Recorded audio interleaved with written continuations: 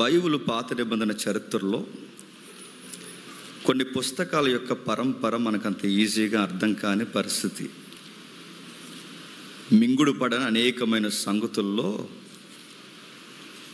ప్రవక్తుల యొక్క ఉదంతాలను కూర్చిన అనేకమైన మింగుడు పడిన సంగతులు ఈ రోజుకి కళ్ళ ముందు మనకు కదులుతున్నాయి. అలాంటి సంగతుల్లో ఒక దాన్ని ఇప్పుడు మనం పరిశీలించబోతున్నాం. చూద్దాం, ఇక ఆలస్యం చేయకుండా.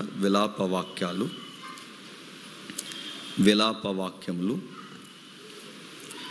మొదటి అధ్యాయం మొదటి వచనం చూడండి.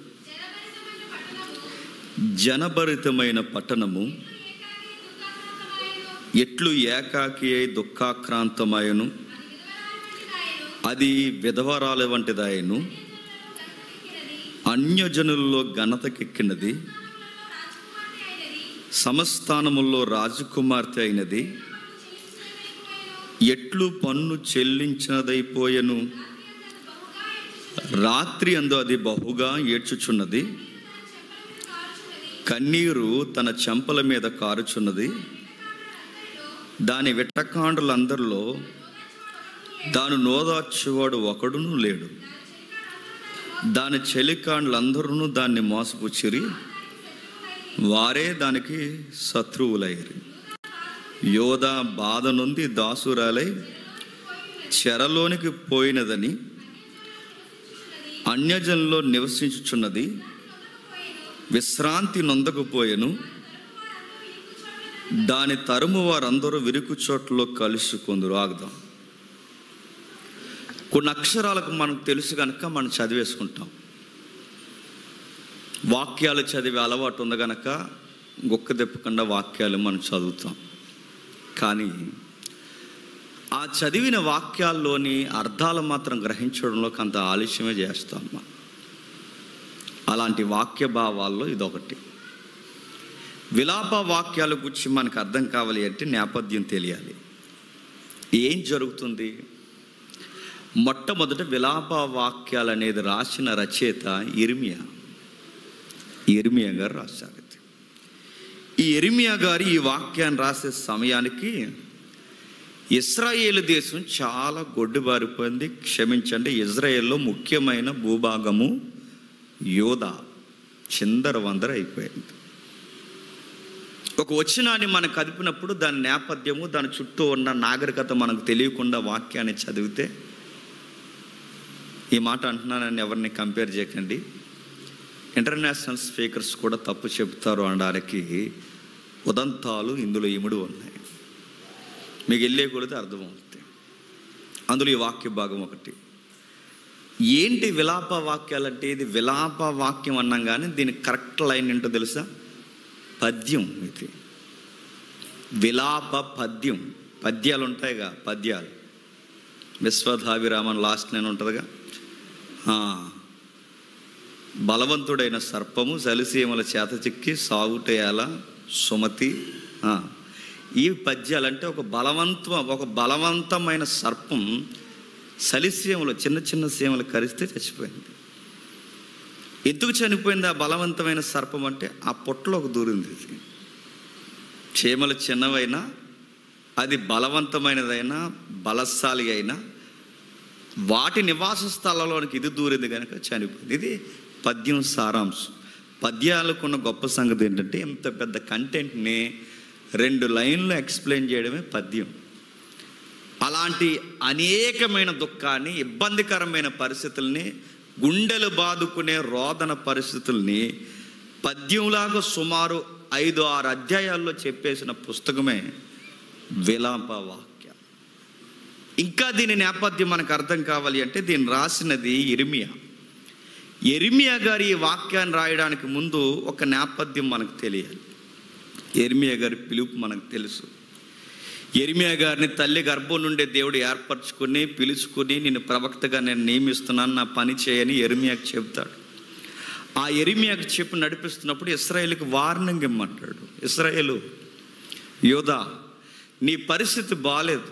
నువ్వేం చేస్తున్నావంటే నన్ను కాదని అన్య జనాంగానికి లేదా అన్యజనుల ఆచారానికి మొగ్గు చూపుతున్నావు. మూఢనమ్మకాల వైపు, విగ్రహాచారాల వైపుకు తిరుగుతున్నావు. అన్నం పెట్టేది నేను, నీళ్ళు ఇచ్చేది నేను, పోషించేది నేను, నువ్వు చూసేది మరొకరి వైపు. ఇది పద్ధతి కదా ఇశ్రాయేలు అని చెప్పి. అలా దేవుడు చెప్పడానికి ఎవరిని పంపించాడంటే ప్రవక్తలను పంపించాడు. ఆ ప్రవక్తల్లో ఒకరు యెర్మీయేలు.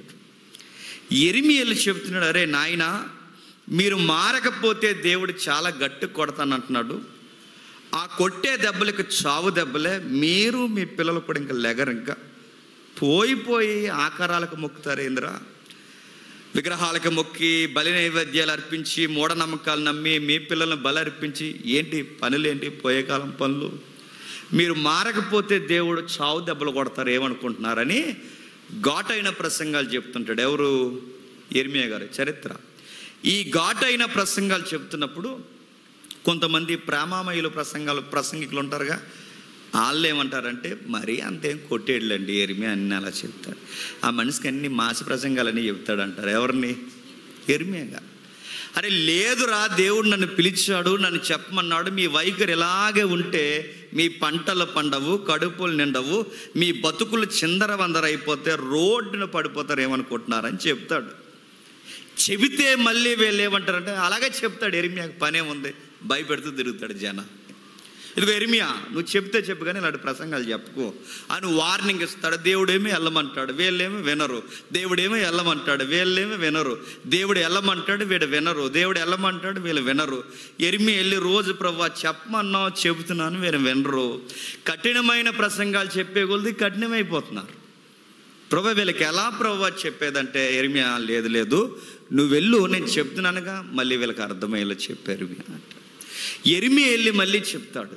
మళ్ళీ చెప్తే వీళ్ళు ఏం చేస్తారంటే, ఎందుకంటారు యెర్మీయా నువ్వు ఒక్కడవే దేశానికి వ్యతిరేకంగా మాట్లాడుతున్నావు, ఎంతమంది ప్రవక్తలందరూ పాజిటివ్గా మాట్లాడితే ఎప్పుడు నెగిటివ్ సెన్స్లో ప్రసంగాలు చెప్తావేంటి, నీ ప్రవచనాలు తప్పు యెర్మీయా అన్నారు. లేదురా, నాకు కనబడ్డాడు రా దేవుడు, నాకు చెప్పాడు మారన్రంటే మారం. ఇంకోసారి ఈ ప్రసంగం చెప్పావంటే బావిలో వేసేస్తాం ఏమనుకున్నావో అన్నారు. వార్నింగ్ ఇచ్చారు, కొట్టడానికి రాబోయారు, తిట్టారు, ఇష్టానుసారంగా ఎద్దేవా చేశారు. యెర్మీయా నువ్వు ఎలాగే వ్యవహరించావంటే చెప్తున్నావు నీ ప్రాణాలకే ప్రమాదం, దేశంలో ఉండకుండా చేసేస్తావు అన్న వార్నింగ్ వైఖరి వాళ్ళ దగ్గర నుంచి వైబ్రేషన్లో వచ్చింది. యెర్మీయా దేవుడి దగ్గర, ప్రభా వాళ్ళు ఎండడం లేదు ప్రభా, నిన్నో మొన్న కూడా కొట్టడానికి వచ్చారు, పరిస్థితి ఎంత ఘోరంగా ఉందంటే, అయితే ఒక పని చేయి, ఈసారి ఎలా చెప్తావంటే ఎగ్జాంపుల్స్ చూపిస్తూ చెప్పు అంటాడు. ఉదాహరణలు చూపించి. ఏం ఉదాహరణ చూపించిన ప్రభు అంటే, ఇలా రా, ఆ కర్ర తీసుకో, ఆ కర్ర పైకెత్తు, తొడ పైకెత్తు, ఆ తొడ పైకెత్తు, ఒకేసారి ఆ కర్రను తొడకేసి ఇలా ఇరిసి, దేవుడు ఇలా ఇరిసేస్తా అంటున్నాడు రా మిమ్మల్ని అని చెప్పు. అలాగే యెర్మీయా చెప్తాడు, కర్ర ఇలా తెస్తాడు, ఇరిసేస్తాడు, ఇదిగో ఇలా ఎర్రగొడతాను అంటున్నాడు. దేవుడు ఏమనుకుంటున్నారంటే అలాగేం ఎర్రగొట్టలే మాకు తెలుసు అన్నారు. ఎవరు? అంత వంకరోలండి ఆ రోజు ఈ రోజు కూడా. అలా ఎర్రగొట్టంటే కుండల పగలు కొట్టి, కర్రలు ఎర్రగొట్టి, తాళ్ళు దంపి, రకరకాల ఎగ్జాంపుల్స్ ప్రవక్తలు అందరూ చేస్తారు. అన్నీ చూసి యెర్మీయాని చంపేంత ప్రయత్నం చేస్తారు. తెలుసుగా, ఇలా ఆరాటం పోరాటం, చెప్పమంటాడు వద్దంటాడు, చెప్పమంటాడు చెబుతాడు, వాళ్ళు వద్దంటారు, చెప్పమంటాడు వద్దంటారు, చెప్పమంటారు వద్దంటారు, చెబుతాడు. యెర్మీయా వచ్చి ప్రభువా తలపోటు చేస్తుంది ప్రభువా అంటాడు. అంటే నువ్వెళ్ళి చెప్పమంటావు, వాళ్ళేమో వినరు. నువ్వు చెప్పమంటావు, నువ్వు చెప్పకపోతే నువ్వు ఊరుకో, వాళ్ళేమో వెళ్ళి చెప్తే వాళ్ళు ఊరుకోరు. ఏంటి ప్రభు ఎలాంటి ఉద్యోగం ఇచ్చావు నాకు అన్నాడు. అయితే పని చేయి యెర్మీయా మళ్ళీ చెప్పంటాడు. ఈసారి సీరియస్గా యెర్మీయా చెప్పడానికి వెళ్తాడు. చెప్పడానికి వెళుతుండగా యెర్మీయాకి చెప్తాడు, యెర్మీయా వెయిట్, ఆ ప్రసంగం మార్చే, రేపు ఏం చెప్తావంటే జాలి పడుతున్నానని చెప్పంటాడు. ఇదేంటి, నిన్నటి వరకు నేమో చంపేస్తాడు, కొట్టేస్తాడు, ఇరిసేస్తాడు, కర్రలు ఎర్రగొట్టినట్టు ఎర్రగొట్టేస్తాడని చెప్పమన్నావు, ఇప్పుడు తీరా వెళ్ళి చెప్పేసరికి ఇప్పుడు కొత్త వర్తమానం ఏంటి, జాలి పడుతున్నాడని చెప్పాలంట. మాకు తెలుసు యెర్మీయా ఆయన జాలి పడతాడని అంటారా వాళ్ళు. ఎవరు? నువ్వు మార్చిన ప్రసంగం కాదు అన్న అంటారు, ఎందుకంటే వంకరోళ్ళు వాళ్ళు అన్న అంటారు. అంటే మేము వింటలేదని నువ్వు ఇలా మార్చుకొచ్చావు, ఎన్నైనా అంటారు యెర్మీయా అని. యెర్మీయా ఇసువెక్కిపోయి ఇలా అన్నాడు, నువ్వు ఒక్కసారి కొట్టలేదు, నువ్వు కొడతానంటావు, ఒక్కసారి కొట్టు బుద్ధి వస్తుంది వాళ్ళకి. ఒక్కసారి రెండు పడే లైన్కి వస్తారు. నువ్వు పడేవేంటి దేవా, ఈ ప్రవక్త ఉద్యోగం చేయలేకపోతున్నాను, నా మనసేమో చెప్పకూడదు అనుకుంటుంది, మరో పక్క నా మనసేమో చెప్పకుండా ఉండంటది. ఈ ఊగిసలాట మధ్య ఉండలేకపోతున్నాను, సర్లే చెబుతానని వెళ్తాడు. కొడతారు, వేస్తారు, రకరకాలు చేస్తారు. అప్పుడు ఆ టైంలో దేవుడు యెర్మీయా పక్షాన్ని నిలబడి చెప్పిన ప్రవచనాన్ని నెరవేరుస్తారు. కల్దీలు వచ్చేస్తారు మీదకి. కల్దీలనే ఒక తెగ ఇజ్రాయెల్ లేదా యోధా మీదకి ఒకేసారి డేగ దిగిపోయినట్టు దిగిపోతారు. అలా వాళ్ళ బలశాలులు, వారి యుద్ధ నైపుణ్యం ఎరిగిన వారు, శత్రువులంటే వీళ్ళకంత భయంకరులు ఎవరు ఉండరంతగా భయంకరమైన హింసకి వాళ్ళని గురి చేశారు. ఎంత హింసాకాండ జరిగిందో ఈ విలాప వాక్యాలు మనకు చెబుతుంది. అంటే యెర్మీయా గ్రంథం అనగానే ఏంటంటే, ఒరే ఇలా జరగబోతుంది, మీరు జాగ్రత్త పడండి అని చెప్పే గ్రంథం యెర్మీయా. ఏం జరగబోతుందో ఆ చెప్పిన గ్రంథం యెర్మీయా అయితే, చెప్పింది ఏం జరిగిందో, ఎంత ఘోరం జరిగిందో మనకి ఎక్స్ప్లెనేషన్ ఇచ్చే పద్యము గ్రంథమే చెప్పండి విలాప వాక్యాలు. అర్థమైందా? ఏం జరగబోతుందో చెప్పేది యెర్మీయా, చెప్పింది ఏం జరిగిందో మనకు చెప్పేది విలాప వాక్యాలు. ఏం జరిగింది గ్రంథం అంతా మనకు వద్దు, కానీ కొన్ని వచనాలు చూద్దాం. ఎంత భయంకరంగా ఉందో వాతావరణం మీకు అర్థమవుద్ది. ఒక్కసారి చూడండి, 5వ అధ్యాయం మొదటి వచనం చూడండి. 5వ అధ్యాయం మొదటి వచనం. యెహోవా మాకు కలిగిన శ్రమను జ్ఞాపకం చేసుకో, దృష్టించి మా మీదకి వచ్చిన నింద ఎట్టిదో చూడుము. మా స్వాస్యము పరదేశుల వశమాయను, మా ఇండ్లు అన్యుల స్వాధీనమాయను. మేము దిక్కులేని వారము, మా తల్లులు విధవరాండ్లయ్యారే. సిచ్యువేషన్ మీకు అర్థమవుతుందో లేదో, పరిస్థితి దేశము ఎంత గొడ్డుబారిపోయిందో చెబుతున్నాడు చూడండి. మా తల్లులు విధవరాండ్లైపోయారు, మా తండ్రులు చనిపోయారు. ఎందుకంటే చనిపోయారు కాదు, కల్దీలు మా తండ్రులను చంపేశారు. మా తల్లులు విధవరాండ్లు అయిపోయారు. పరిస్థితి ఎంత ఘోరమంటే, ద్రవ్యమిచ్చి నీళ్లు త్రాగిద్దాం. టెక్నాలజీ ఎక్కువైపోయి కొనుక్కుంటున్నాం మనం. మీకు అర్థమవుతుందా? టెక్నాలజీ ఎక్కువైపోయి కొనుక్కుంటున్నాం మనం. బానిసత్వం ఎక్కువైపోయి కొనుక్కుంటున్నారో చెప్పండి వాళ్ళు బానిసత్వం. వాళ్ళ నదుల మీద నీళ్లు వాళ్ళే కొనుక్కుంటున్నారు. ఎందుకంటే నదుల మీద కల్దీలు కూర్చున్నారు. నదిలో అడిగట్టాలన్నా, నదిలో బిందు ముంచాలన్నా, నదిలో నీళ్ళ చుక్క తాగాలని, రే మా అనుమతి ఉండాలని కట్టేసి కూర్చున్నారు. ఎవరు? కల్దీలు. ఈ నీరు మా అండర్లో ఉంది, ఈ భూమి మా అండర్లో ఉంది, మీ ఇల్లు మా అండర్లో ఉన్నాయి. అడుగు కదపాలన్నా, నీళ్లు తాగాలన్నా, పంట గుప్పెడ పట్టాలన్నా పర్మిషన్ మాది ఉండాలి, లేదా మెడకాయల మీద తలకాయలు ఉండవన్నారు వాళ్ళు. చాలా సీరియస్ వార్నింగు. అడ్డొచ్చిన పెద్దవారిని చంపేస్తున్నారు, స్త్రీలను ఎదవరాండ్లను చేసేస్తున్నారు, వాళ్ళ నీళ్లు వాళ్ళకి అమ్ముతున్నారు. చివరికి డబ్బులకి వాళ్ళ దేశంలో పనికి రాని పుల్లలు, కట్టెలు వాళ్ళకి అమ్ముతున్నారు. దేశం ఎలా ఉందో మీకు అర్థమవుతుందా? ఇంకా కిందికి చూడండి. మమ్ము తరుమువారు మా మెడల మీదకి ఎక్కి ఉన్నారు, మేము అలసటి చెంది ఉన్నాము, విశ్రాంతి అనేది మాకు లేదు. ఏమైందట? వాళ్ళ మెడల మీద కొక్కారు. గత కాలంలో, ఈ కాలంలో మీరు చూడండి, ప్రయాణానికి వాహనాలు వాడేవారు. ప్రయాణానికి వాహనాలు, ఈరోజు మనకు వాహనాలు ఉన్నాయి. ఆ రోజు ప్రయాణానికి పూర్వం ఏం వాడేవారండి? గాడిదలు, నెక్స్ట్ గుర్రాలు, నెక్స్ట్ ఒంటెలు. కానీ విచిత్రం ఏంటో తెలుసా? ఆ కల్దీల మీదకి వచ్చిన తర్వాత వాళ్ళని దేనిగా వాడారో తెలుసా? మనుషులు వాహనాలుగా. కూర్చోరా, కూర్చో, మెడ మీదకి ఎక్కుతాం, కూర్చో, నడరా కిలోమీటర్ అనేవారు. పదుల మైళ్ళు నడిపించారు. వారు ప్రజల మెడల మీదకి ఎక్కారు. మీది బ్లాక్ అండ్ వైట్ మూవీ కాదు, ఇది బ్రిటిష్ యుద్ధాల కోసం చెబుతున్న పిక్చర్ కాదు. ఇశ్రాయేలుకి జరిగిన ఘోరమైన రక్త చరిత్ర ఇది. ఏం జరిగింది? మెడల మీదకి ఎక్కడం ఏంటి? వాళ్ళ బలిసిన ఆకారాలతో వాళ్ళ మెడల మీదకి ఎక్కి ఇశ్రాయేలు మీద నడరా అనేవారు. నడు, అక్కడ నడు. గాడిదలు కాదు, మీరే మాకు గాడిదలు. ఇదిగో మా గుర్రాలు కాదు, మీరే మాకు వాహనాలు. నలిపేశారు. అలిసిపోయేలా వాళ్ళ మీదకెక్కి, వాళ్ళ భుజాల మీదకెక్కి వాహనాలు మార్చేశారట. బాధపడుతూ రాస్తున్నాడు, పొట్టకూటికై ఐగుప్తీలకును అసూర్యులకు లోబడి ఉన్నాము. పొట్టకూటికై, మా చరిత్ర మాకు తెలుసు ప్రభా. గతంలో ఈ కూడికే ఐగుప్తిలో చచ్చాం. గతంలో ఈ పొట్టకూటు కోసమే అసూరియన్స్కి బానిస అయిపోయాం. ఇప్పుడు వాళ్ళలో వీళ్ళ ఏకమైపోయి మాకు సహాయం చేస్తారని కూడా మా అమాయకత్వం. మళ్ళీ ఇప్పుడు పొట్టకూటు కొరకు మా కూడు మేము తినడానికి కల్దీలకి బానిసలు అయిపోయాం. బాలేదు ప్రభా మా జీవితాలు. మా తండ్రులు పాపం చేసి గతించిపోయి మేము వారి దోష శిక్షను అనుభవించున్నాం. వాళ్ళు చేసిన తిప్పలు, పాపాలు మా మీదకి వచ్చేసాయి, మా మీద పడిపోయాయి. దాసులు మాకు ప్రభువులు అయిపోయారు. వారి వశము నుండి మనం విడిపింపగలవి ఎవడూ లేడు. ఎడారి జనులు ఖడ్గము వలన ప్రాణమునకు తెగించి మా ధాన్యము తెచ్చుకొనిచున్నాము.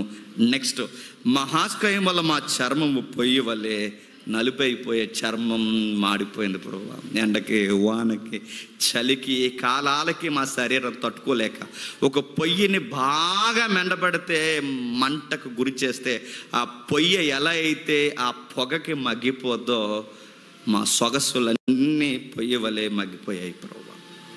మా జీవితం బాగాలేదు. అన్నానికి ఏడుస్తున్నాం, నీరుకి ఏడుస్తున్నాం, చివరికి అన్నం వండుకోవడానికి కట్టెలు దొరక్క ఏడుస్తున్నాం, చివరికి రోడ్డు మీద వాళ్ళని మొయ్యలేక ఏడుస్తున్నాం. చివరికి మా జీవితాలు ఎలా ఉన్నాయంటే, అన్నం లేని ఎడారి మనుషులు, వాళ్ళ ఎడారి జాతులు, కల్దీలు ఎడారి జాతులు, అరేబియా ఎడారి జాతుల్లో బతుకుతున్న వాళ్ళకి పంటల పండనే ఆ శత్రువులు వచ్చి మా పంటలు దోసేసుకుంటున్నారు. ఒకప్పుడు మాకు కప్పం కట్టేవారు మా దావీదు కాలంలో. ఒకప్పుడు మాకు బానిసలుగా ఉండేవారు, మా రాజులు వాళ్ళని ఏలేవారు. ఇప్పుడు వాళ్ళకి మేము కప్పం కట్టే పరిస్థితి వచ్చింది. మా ముఖాలు మారిపోయాయి, పూర్తిగా దేహాలు చిదిగిపోయాయి. ఇంకా బాధ, గుండెల్లోంచి బాధ వ్యక్తీకరిస్తున్నారు. ఏమంటున్నాడు చూడండి, శత్రువులు సీయోనులోని స్త్రీలను చెరిపేశారు. నెక్స్ట్, శత్రువులు యోధా పట్టణంలోని కన్యలను చెరిపేశారు. ఎలా మీకు అర్థమవుతున్న ఎక్స్ప్రెషను? దీన్ని విలాప వాక్యాలని ఎందుకన్నారంటే, ఎంత ఘోరం జరిగింది కనుక అది విలాప వాక్యం.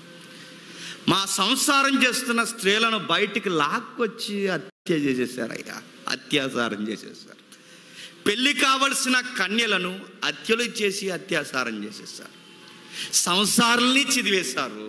ఇంకా సంసారం అంటే ఏంటో తెలియని లేత మొక్కలను కూడా చిదిమేశారు. సంసార స్త్రీలు రోడ్డు మీద పడిపోయారు, కన్యలు రోడ్డు మీద పడిపోయారు.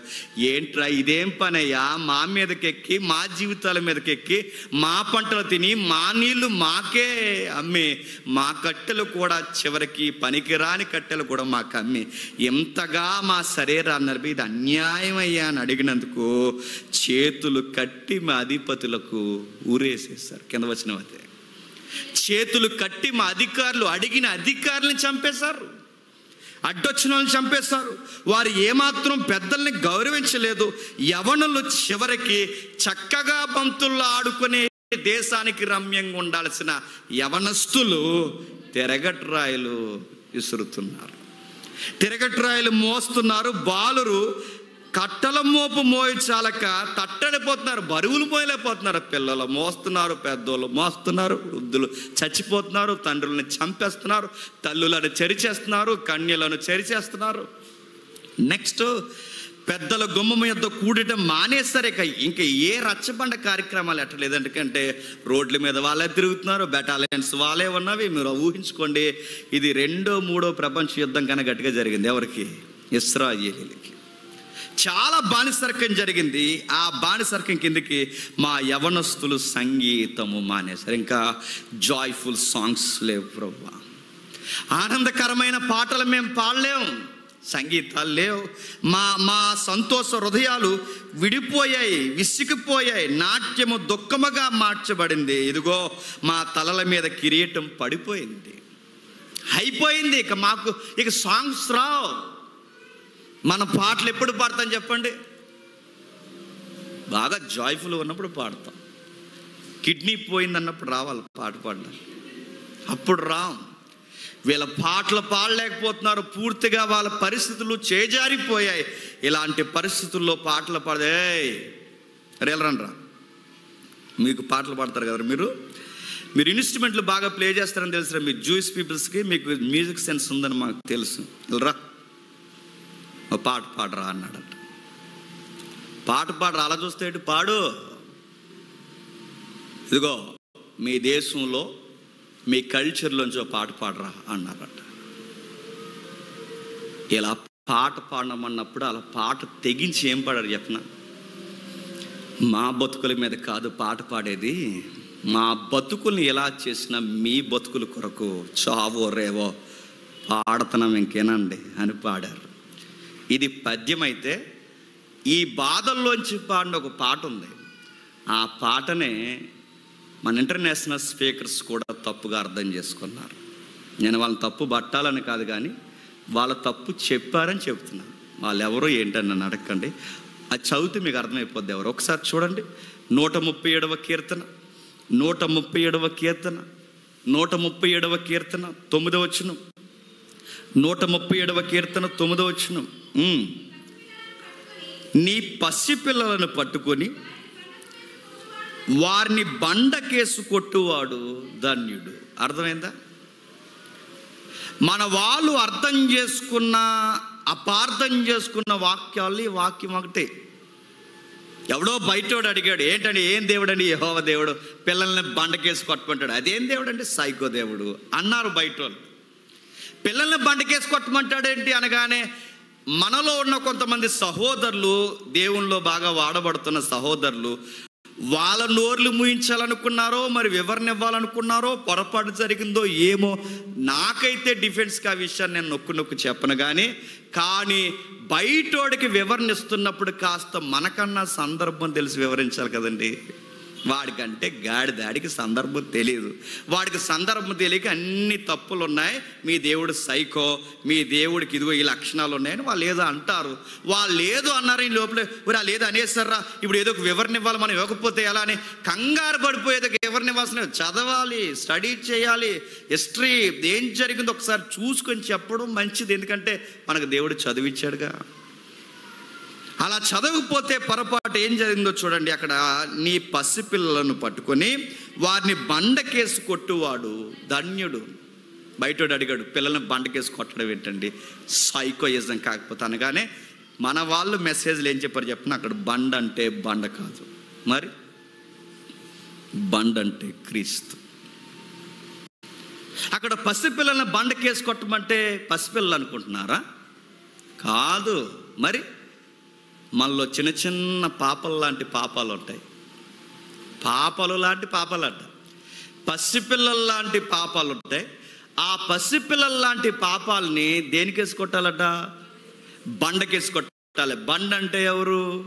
క్రీస్తు. ఇప్పుడు మన వాళ్ళు ఇచ్చి ఎవరినా నేను ఏమంటున్నానంటే, వాళ్ళ ప్రసంగాలు రావని నేను అంటది, కానీ ప్రసంగాలు జాగ్రత్త అని నేను అంటున్నాను. ఎందుకో నాకు ఒక మాట అనిపిస్తుందండి, బాగా వాడబడిన ప్రమాదమే. ఇదో చెప్పిన, చదివే టైం దొరకదు, అదో ప్రమాదం. విస్తారంగా వాడబడిన ప్రమాదమే. వ్యక్తిగతమైన బైబిల్ స్టడీ తగ్గిపోద్ది, అదో ప్రమాదం. ఇక్కడ ప్రమాదం ఏం జరిగిందో చూడండి. ఇదిగో ఆయన చెబుతున్నాడు ఏమనంటే, బండకేసి కొట్టండి అంటే, బండ అంటే ఏమనుకుంటున్నారు? క్రీస్తు. పాపాలంటే పసిపిల్లల లాంటి పాపాలు, ఈ పాపాలు పట్టుకెళ్ళి క్రీస్తుకేసి కొట్టమని. అదే దాని అర్థం. ఎందుకు అర్థాలు మిస్ అయ్యాయి, ఎందుకు రాంగ్ ఇంటర్ప్రిటేషన్ వస్తుంది, ఎందుకు రాంగ్ ఎక్స్ప్లెనేషన్ వస్తుంది, ఎందుకు తప్పుడు వివరణలు వస్తున్నాయంటే, హిస్టరీతో కొన్ని పుస్తకాలు అంటే ఈ చరిత్ర పుస్తకాలతో కొన్ని కీర్తనలు కలిపి చదవకపోతే ప్రమాదం జరుగుతుంది. మరి ఏంటి నువ్వేమంటావు జేమ్స్? ఇదంటే నేనేమన్ను, కీర్తన ఏమందో పైనుంచి చూద్దాం. ఏమంది చూడండి ఒకసారి. ఏమన్నది? వాళ్ళ పాటలు పాడమంటున్నారు. ఎవరు? ఇందాక చెప్పానుగా ఎవరన్నారా, రండ్రా అబ్బాయి ఓ పాట పాడండిరా అన్నారు. నదుల మీద కూర్చొని, వాళ్ళ నదుల మీద కూర్చుని యవనస్తులను పిలిచి, ఆ బాబిలోనియన్స్ కల్దీలు అక్కడ కూర్చుని పాట పాడండిరా అన్నారు. ఆ పాట ఏమని పాడుతున్నారు? బబులోను నదుల యొద్ద కూర్చున్నప్పుడు మనం సియోన్ని జ్ఞాపకం చేసుకుని ఆ టైంలో మనం ఏడుస్తుంటే, వాళ్ళు నదుల మీద కూర్చున్నప్పుడు మనం అక్కడ కూర్చుని ఏడుస్తుంటే, వాటి మధ్యనున్న నిరవంజి చెట్లకు ఇక సంగీతాలు లేవని మన ఇన్స్ట్రుమెంట్స్ అన్నీ పట్టుకెళ్ళి చెట్లకి తగిలించేస్తే, అచ్చట మనలో చెరకున్నవారు మన దగ్గరకు వచ్చి ఒక కీర్తన పాడుడని మనల్ని బాధించిరి. ఏమన్నారని మీకు అర్థమవుతున్న సందర్భం? నదుల మీద కూర్చుని బాబులోని వచ్చి ఇలా అన్నారు, ఎర్రా పాట పాడరా, మాకు ఎంటర్టైన్మెంట్ ఇవ్వండి అన్నారంట. ఎవరిని? యూదుల్ని, ఇశ్రాయేలీల్ని. ఎవరు? కల్దీలు, బాబులోనియన్స్. పాడండి, ఒక పాట పాడండి అంటే వీళ్ళు ఏడుస్తున్నప్పుడు ఇక ఏడిపే కూడైపోయి ఇన్స్ట్రుమెంట్స్ పట్టుకెళ్ళి చెట్ల తగిలించి, ఇప్పట్లో మాకు పాటలు వద్దని వాళ్ళు ఏడుస్తుంటే పాట పాడండి రా అన్నాడు. అప్పుడు తెగించి వాళ్ళ పాట పాడుతున్నారు. ఏమని? వారి మధ్య ఉన్న నిర్వంజ చెట్లకు మన సితార్లు తగిలించితిమి, అచ్చట మనల్ని చెరగొన్నవారు ఒక కీర్తన పాడుడని మనల్ని బాధించారు. పాడండ్రా అని కొట్టారో, పాడండ్రా అని తన్నారో, పాడండ్రా అని గుద్దారో, మరి ఏం చేశారో మొత్తం మీద వాళ్ళని పాడే వరకు నలిపేశారు. అప్పుడు ఈ బాధకు గురైన వాళ్ళు పాట పాడుతున్నారు. ఏమని పాడుతున్నారు? సియోను కీర్తనలో ఒక దాన్ని మాకు వినిపించుడి అని మనల్ని ఉల్లాసము కోరిరి. అన్యుల దేశంలో యెహోవా కీర్తనలు ఎట్లా పాడతాం? వాళ్ళు మమ్మల్ని కదిపేస్తున్నారు, కొడుతున్నారు, బాధకు గుడి చేస్తున్నారు. సియోను పాటలు ఉంటాయిగా మీకు, యాత్ర కీర్తనలని, సియోను పాటలని, రకరకాల పాటలు ఉంటాయిగా, ఓ పాట పాడండి రా అంటున్నారంట. సరే డప్పు కొట్టు నువ్వు, రై పాట పాడు, మాయ్ పాటలు పాడు. పాటలు పాడేస్తున్నారట, బలవంతంగా వాళ్ళని నలిపేస్తున్నారట.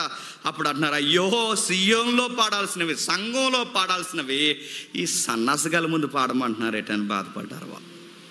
దేవుని ముందు పాడవలసిన ఈ పాటలు అన్యజనుల ముందు పాడమంటున్నారు. ఎట్లా పాడగలం పరిశుద్ధ కీర్తనలు ఈ సంత వీధుల్లో? ఎట్లా పాడగలం ఈ దేవుని ఆరాధన గీతాలు, దేవుడికి చేయాల్సిన ఆరాధన కీర్తనలు వీళ్ళ పాడమంటున్నారు ఏంటని బాధపడుతూ అప్పుడు పాడారు. ఏమని పాడారు? సియోను కీర్తనకి కొంచెం పక్కకు తప్పి వాళ్ళ సావు పాట పాడారు. వాళ్ళ సావు పాట ఏంటో చూడండి కిందకి. యెరూషలేమా నిన్ను మరిచిన ఎడలా నా కుడి చేయి నన్ను నేర్పు మరచును గాక. యెరూషలేమో ఈరోజు మా పీకల మీద కత్తెట్టారని నిన్ను మరిసిపోము పట్నమా, మా పట్నమా, మా దేశమా, ఈరోజు మమ్మల్ని ఏదో హింసిస్తున్నారని నిన్ను మేము మర్చిపోతే మా కుడిసేని మేము మర్చిపోయినట్టే. పాట. మీ పట్నమైన మాకు నివాస స్థలం ఇచ్చావు, నిన్ను మర్చిపోం. వీళ్ళు మమ్మల్ని ఎంత బాధ పెట్టినా నేను నిన్ను జ్ఞాపకము చేసుకొనని ఎడల నా ముఖ్య సంతోషము కంటే నేను యెరూషలేమును ఎచ్చుగా ఎంచని ఎడల నా నాలుక నా అంగటికి అంటుకొనును గాక అని పాడుతూ, యెహోవా ఎదోము జనులు చేసినది జ్ఞాపకము చేసుకో, యెరూషలేము పాడైన దినము జ్ఞాపకం తెచ్చుకొనుము, దాన్ని నాశనము చేయడి, సమూల ధ్వంసము చేయడని ఈ కల్దీలు, ఈ బాబులోనియన్స్ నదుల మీద కూర్చుని సాటింపులు వేస్తున్నారు. ప్రభు ఒకసారి జ్ఞాపకం చేసుకో, ఇదిగో నీకు పాట పాడుతున్నావు జ్ఞాపకం చేసుకో అంటూ, పాడు చేయబడు బబులోను కుమారి, మమ్మల్నే పాట పాడమన్నారు కదరా, మా మీద కాదరా పాట. చెప్పండి. ఏడుస్తూ మీ మీద పాడతాం పాట. ఏమని పాడుతున్నారు పాట? బబులోను కుమారి అంటే ఎవరు? చెరపెట్టిన శత్రువులు. బబులోను కుమారి, నీకు మాట చెప్తున్నాను, నీకు పాట కావాలా? చెప్తున్నాను విను. బబులోను కుమారి, నీవు మాకు చేసిన క్రియను బట్టి నీకు ప్రతీకారం చేయవాడు ఒకడు వస్తాడు, ఆ వచ్చినోడు ధన్యుడు. ఏమంటున్నాడు? ఈరోజు మాకు అన్నం లేకుండా చేస్తారు, మీకు అన్నం లేకుండా చేసే రోజులు వస్తాయి. మీకు అన్నం లేకుండా రోజులు చేసేవాడు ఒకడు వస్తాడు, వాడు ధన్యుడు. ఎందుకంటే మేము ఫైట్ చేయలేకపోతున్నాం, మా పక్షాన మా శ్రమకి ప్రతినిధిగా ఫైట్ చేసేవాడు చరిత్రలో దేవుడు ఎవరో ఒకరిని పంపుతాడు, వాడు ధన్యుడు. ఈరోజు మాకు నీళ్లు దొరకకుండా చేస్తున్నాం, నీకు నీళ్లు దొరకకుండా వస్తాయి. మరో మాట చెప్తున్నాను, బబులోను కుమార్ నీకు పాట కావాలా? నేను చెప్తున్నాను వినో. నీ పసిపిల్లలను పట్టుకుని వాడిని బండకేసు కొట్టు, వాడు ధన్యుడు. బండ అంటే ఇక్కడ క్రీస్తు కాదు, ఎగ్జాక్ట్ వర్డే వాడాడు. ఏమని? మా పిల్లల్ని బండకేసి కొట్టారు, మా పిల్లల్ని చెరిసేశారు, మా పిల్లల్ని రాళ్ళకేసి కొట్టారు, మా గర్భిణీల గర్భాల్లో కత్తెలు పెట్టి చీరి కిందేసి నరికేశారు, మా పిల్లల్ని బండకేసి కొట్టారు. మీ పిల్లల్ని బండకేసి కొట్టేవాడు ఒకరోజు వస్తాడు, వాడు మా పక్షాన ఫైట్ చేస్తాడు, వాడు ధన్యుడు. అర్థమైందా? మళ్ళీ మొదలెట్టమంటారా? అర్థమైందా? అంటే ఇక్కడ ఏం చెప్తున్నాడు? రచయిత యొక్క ఉద్దేశం ఏంటి? రచయిత ఉద్దేశం ఏంటంటే తన బాధను వ్యక్తీకరిస్తున్న ఇక్కడ దేవుడు కాదు, రచయిత చెబుతున్నాడు. ఆ కీర్తన రచయిత చెప్తున్నాడు, ఏమని చెప్తున్నాడు? అయ్యో దేవా, మా బాధను ఎప్పుడు ప్రభా ప్రతినిధిగా మా పక్షాన ఫైట్ చేసేది. మా పిల్లల్ని కొట్టిన ఏళ్ళ పిల్లల్ని ఎప్పుడు కొడతావు? మా పిల్లల్ని ఏడిపించిన ఏళ్ళ పిల్లలకి ఎప్పుడు సమాధానం చెప్తావు? మా పిల్లల్ని ఘోరంగా బండకేసుకుంటారు. వేల పిల్లలను కూడా బండకేసుగా మీరు మమ్మల్ని పాటలు పాడమంటున్నారు, నీ పిల్లల్ని బండకేసి కొడతారు. ఆ రోజు వాడు ధన్యుడు అవుతాడు. ఎందుకంటే శిక్షకు శిక్ష, ప్రతిదండన జరుగుద్ది ఆ రోజు. విలాప వాక్యాల నడుమే చదువుకోవాల్సిన కీర్తన ఏంటి చెప్పండి? 137వ కీర్తన. అది చదివి ఇది చదవకపోతే మనం ఏమంటాం చెప్పనా? బండ అంటే బండ కాదు. చెప్పండి, చెప్పండి. బండ అంటే బండ కాదు, పాపలంటే పాపలు కాదు అంటాం. బండ అంటే బండే, చెప్పండి. పిల్లలంటే పిల్లలే. అందుకే హిస్టరీతో కొన్ని విషయాలు మనం అర్థం చేసుకోకపోతే తప్పు జరుగుద్ది. ఇప్పుడు అర్థం చేసుకుంటున్నాం. ఏం జరుగుతుంది? వెళ్ళిపోదాం ఒకసారి విలాప వాక్యాలకి. ఏం జరుగుతుంది? చరిత్రలో కకలావికలమైపోయింది. అలాంటి టైంలో వీళ్ళకి పాటలు లేవు, సంగీతాలు లేవు, బాధే వీళ్ళకి కూడైపోయింది. జీవితం చిందరవందరైపోయింది. ఆ టైంలో వీళ్ళు బాధపడుతున్నారు. ఇలాంటి బాధలో మనం చేయాల్సింది ఏంటి చెప్పండి? బాధలు ఎక్కువైపోతే మనం ఏం చేయాలి చెప్పండి? వాక్యము బాగా తెలిస్తే బాధలు ఎదుర్కొనేవాడి పరిస్థితి ఒకలా ఉంటుంది. వాక్యంలో లోతైన వేరు లేకపోతే బాధల్లో బ్రాందీ షాప్ ఎదుర్కొనేవాడి జీవితం ఒకలా ఉంటుంది.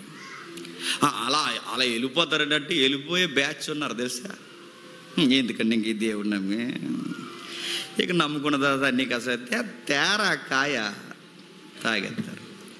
మొన్నే కదరా బాప్టైజ్, బాధ వస్తే బ్రాందీ తాగేస్తారు అంటే తాగేస్తారు. ఎందుకంటే బాధల్ని ఎదుర్కోవడం రాకపోతే తాగేస్తారు, తిరిగేస్తారు, దేవుడిని వదిలేస్తారు. సమస్యల్ని డీల్ చేయడం రాకపోతే సూసైడ్ చేసుకుంటారు. మళ్ళీ చెప్తున్నాను నేను, సమస్యలను చూడడం రాకపోతే సూసైడ్ చేసుకుంటే. ఎందుకు చెప్పిన? ఈ బాధలో ఉపశమనం కావాలి. ఉపశమనం, ఆ ఉపశమనం కోసం తాగుడైనా తాగుతాం. ఆ ఉపశమనం కొరకు మగాళ్ళైతే వ్యసనం అంటే ఏదో ఒక ఇల్లీగల్ అఫైర్ పెట్టుకుంటారు. ఉపశమనం కొరకు బ్రాందీ అన్నా తాగుతారు. ఉపశమనం కొరకు ఎక్కడికైనా వెళ్తారు. ఏదో ఇంకా ఉపశమనం దొరకలేదో వచ్చేస్తున్నానని ఆత్మహత్య చేసుకుని ఎవడని అడగండి. పేపర్లో తిరుగుతుంది వార్త. కరెంట్ న్యూస్ చూస్తున్నారా? పిల్లలు ఉన్నారు, ఆవిడికి పిల్లలు ఉన్నారు, ఈయనకి పిల్లలు ఉన్నారు. పిల్లలు ఉంటే వీళ్ళిద్దరూ ప్రేమించుకున్నారట. ప్రేమించుకుంటే ఇది మళ్ళీ ఇంకేమనాలండి? ఇంకా ఆవిడికి యాక్సిడెంట్ అయిందని ఈయన చనిపోయి ఎవరన్నా అడగండి. మళ్ళీ ఇదో గొడవ.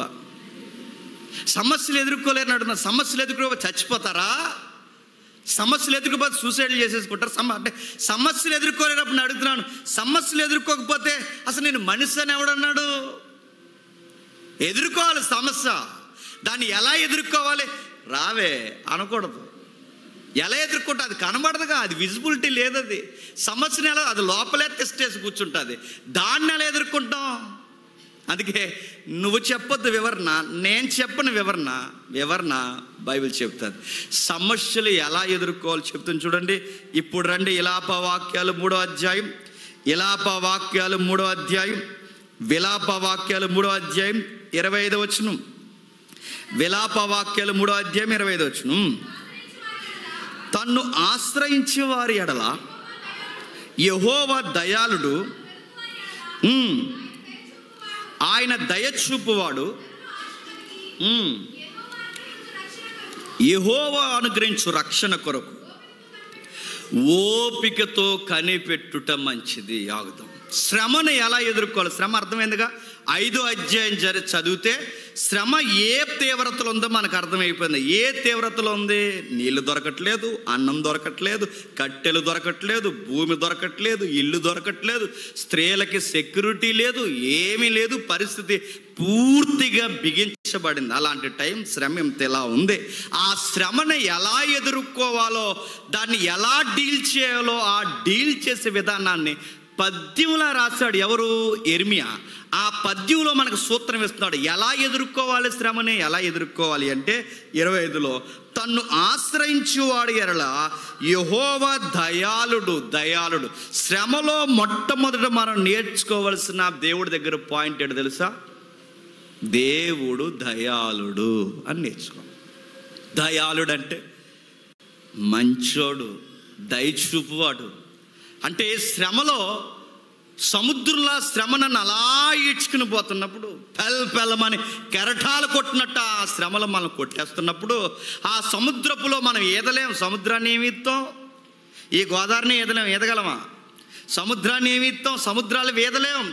సముద్రంలో పడితే చనిపోవడం తప్ప. సముద్రం లాంటి శ్రమ వచ్చి మన మీద పడిపోయినప్పుడు ఆ శ్రమను ఎలా ఈదగలం? ఈదలేం. ఆ టైంలో మనకు హోప్, నిరీక్షణ ఏంటో చెప్పిన, ఏదన్నా పడవ కనబడితే బాగుండు, ఏదన్నా చెక్క కనబడితే బాగుండు, ఏదో ఒకటి కనబడితే బాగుండు. కొట్టుకుపోతున్న సముద్రంలో తేలిపోతున్న మనకి లంగర్ లాంటి మాట ఏంటో తెలుసా? సముద్రంలో శ్రమలో కొట్టుకుపోతున్న మనకి లంగర్ లాంటి మాట, గాడ్ ఈజ్ గుడ్, ఆయన మంచోడని నమ్మ. అంతే. శ్రమలో మంచోడని నమ్మడం ఏంటి? అర్థమలేదు కదా. వినండి, ఎగ్జాంపుల్ చెప్తాను. ఒక సీనియర్ ఎవాంజలిస్ట్ చనిపోతారని డాక్టర్లు డిక్లేర్ చేశారు. క్యాన్సర్ ఫైనల్ స్టేజ్కి వచ్చేసింది, చనిపోతారని చెప్పేశారు. ఇక 50-50 కాదు, 50-50 ఛాన్స్ కూడా దాటిపోయింది. తీసుకెళ్లారు, ఐసీయూలో పెట్టారు. ఇక బతకడు. బయట సంఘస్థులందరూ ప్రార్థన చేస్తున్నారు, కుటుంబీకులందరూ ప్రార్థన చేస్తున్నారు, ఆయన వలన మేలు పొందిన వారందరూ ప్రార్థన చేస్తున్నారు. చనిపోతారని చెప్పేశారు. లోపల ఉన్నాడు, చనిపోతాడని చెప్పారు. కానీ విషయం ఏంటో తెలుసా? రివర్స్ ఏంటో తెలుసా?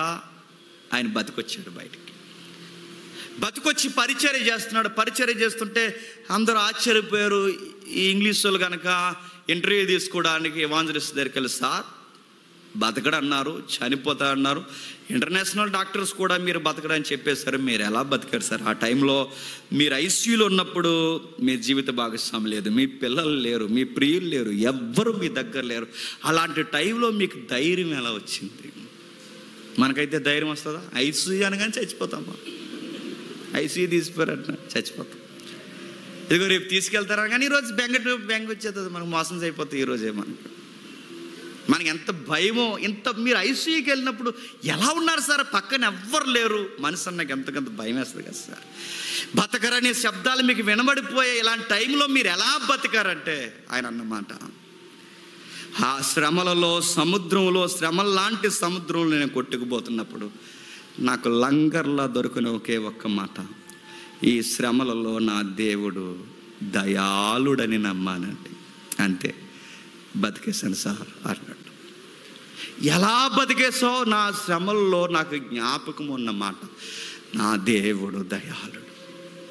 ఈ దీనుని నిలబెట్టింది ఆయనే, ఈ దీనుని వాడుకుంటున్నది ఆయనే, ఈ దీన సేవకుని ఈరోజు ఎక్కడున్నా ఎక్కడ వరకు తీసుకొచ్చింది ఆయనే. ఈ పరిచర్యలు నిలబెట్టి నడిపిస్తున్నది ఆయనే. ఆయుష్ ఆయనది, ఆరోగ్యం ఆయనది. ఈరోజు సేవ చేస్తుందంటే పరిస్థితులు ఆయనవి. అలాంటిది ఈరోజు నా ఊపిరైపోతుందంటే ఆయన సెలవు లేకుండా ఏది జరగదు. అలాంటి టైంలో నాకున్న ఒకే ఒక హోప్, గాడ్ ఈజ్ గుడ్. నమ్మాను, బతికేశాను సార్ అన్నాడు.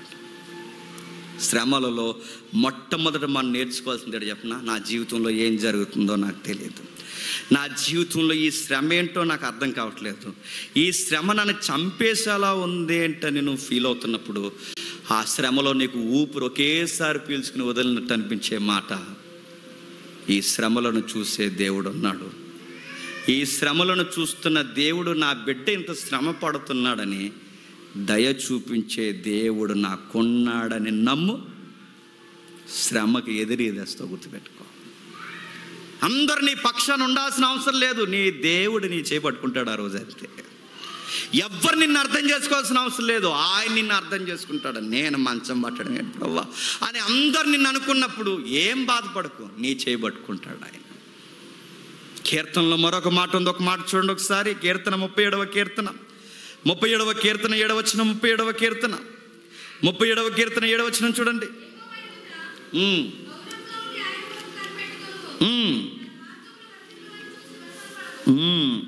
మళ్ళీ చదువు. యెహోవా ఎదుట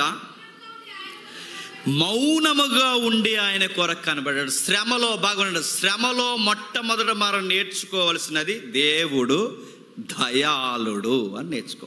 మన శ్రమలో అది నేర్చుకోము. ఈ శ్రమ పోవాలంటే ఎక్కడికి వెళ్ళాలండి? ఎమ్మెల్యే గారి దగ్గరికి వెళ్ళమంటారు. ఎమ్మెల్యే గారు ఏమని చేస్తారు? వెళ్ళు, ఎలక్షన్ అయిపోయింది కదా, బాగా చేస్తారు. ఎంపీ గారి దగ్గరికి వెళ్ళమంటారా? అక్కడికి వెళ్ళమంటారు. శ్మశానానికి పోయి ఇంకెందుకు అక్కడికి ఎమ్మెల్యే దగ్గరికి వెళ్ళమంటారా, మోతుబారి దగ్గరికి వెళ్ళమంటారా, ఎక్కడికి వెళ్తావు? ఎక్కడికి వెళ్ళకు. నా దేవుడి జీవితాన్ని ఇచ్చాడు, నా దేవుడు నన్ను నిలబెట్టాడు. ఈ శ్రమలలో నా మీద దయ చూపించాల్సిన దేవుడు తప్ప మనుషులు కాదు.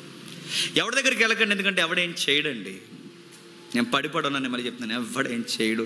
ఎవడ మనల్ని లేపి నిలబెట్టేది ఏమి లేదు. మనల్ని నిలబెట్టాలన్నా, పడగొట్టాలన్నా, పడిపోయినోడిని నిలబెట్టాలన్నా దేవుడు మాత్రమే చేయగలడు. జాలి పడ్డవాడే జీవితాన్ని ఇవ్వగలడు. గాయపడిన వారిని బాగు చేయగలడు. ఆయన మాత్రమే చేయగలడు. దేవుడు చెబుతున్నాడు, యిర్మీయా ద్వారా చెబుతున్నాడు, శ్రమలో దేవుడిని ఎలా చూడాలంటే, దేవుడు మమ్మల్ని వదిలేసాడు అనుకోకు. దేవుడు మమ్మల్ని చూస్తాడు. దయాళుడు, చూస్తాడు. దేవా, నువ్వు చూసే వరకు నేను పని చేస్తాను ప్రభువా. ఆశ కలిగి నీ అనుగ్రహం కొరకు ఓపికతో కనిపెడతాను ప్రభు. 26 వచనం అదే. ఆశ కలిగి ఓపికతో కనిపెడతాను. రెండో సూత్రం ఏంటి చెప్పండి? ఒకటి, దయాళుడని రమ్మాలి. రెండవది, కనిపెట్టాలి. మనం ఏం చేస్తాం? కనిపెట్టాం. అరే, ఇంత శ్రమ వచ్చి పడిపోయింది, ఏంటి దీన్ని ఎలా డీల్ చేయాలి అని కనిపెట్టాం. మనం ఏం చేస్తాం? కంగారు పడిపోతుంటాం. మనం కనిపెడతామా? మనకి ఎలా ఉంటుంది చెప్పిన, అందరూ ఈదులు అందరూ బాగానే ఉన్నారు, మేము ఎలాగైపోయామేంటి? ఇక ఈదులో బాగోకూడదన్నమాట.